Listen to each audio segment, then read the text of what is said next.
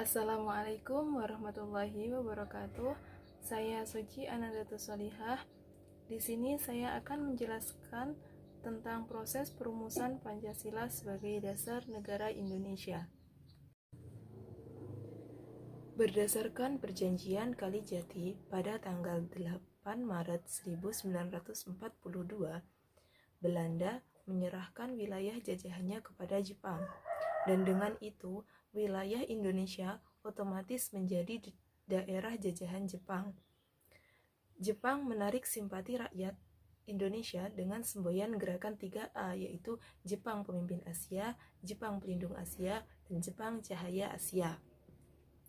Pada tahun 1944, posisi Jepang pada Perang Asia Pasifik mulai terdesak, dan demi mendapatkan dukungan dari rakyat Indonesia, Perdana Menteri Jepang yang saat itu dijabat oleh Kunaiki Keiso menjanjikan kemerdekaan bagi bangsa Indonesia.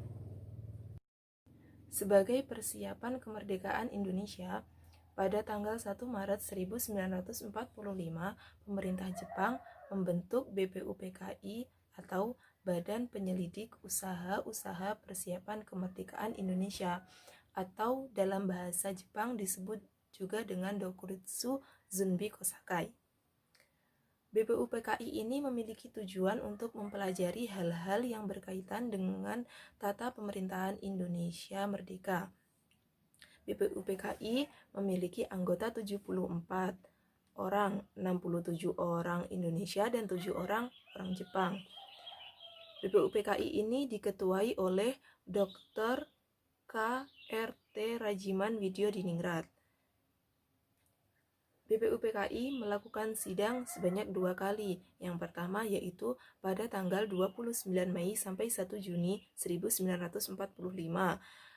Sidang ini membahas tentang dasar negara Indonesia dan dilaksanakan di Gedung Chuo Sangiin.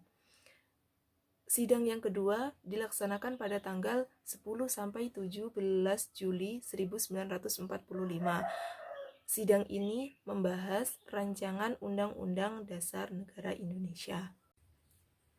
Pada sidang BPUPKI yang pertama, yaitu pada tanggal 29 Mei sampai 1 Juni 1945, ada 3 tokoh yang mengusulkan rancangan Undang-Undang Dasar pada sidang ini. Yang pertama yaitu Mr. Muhammad Yamin, yang kedua yaitu Mr. Supomo, yang ketiga yaitu Insinyur Soekarno. Muhammad Yamin mengusulkan rancangannya pada tanggal 29 Mei 1945. Usulannya tersebut yaitu yang pertama, peri kebangsaan, peri kemanusiaan, peri ketuhanan, peri kerakyatan, dan kesejahteraan rakyat. Sedangkan Mr. Supomo mengusulkan rancangan dasar negara pada tanggal 31 Mei 1945 yang berisi persatuan, kekeluargaan, keseimbangan lahir dan batin, musyawarah, dan keadilan rakyat.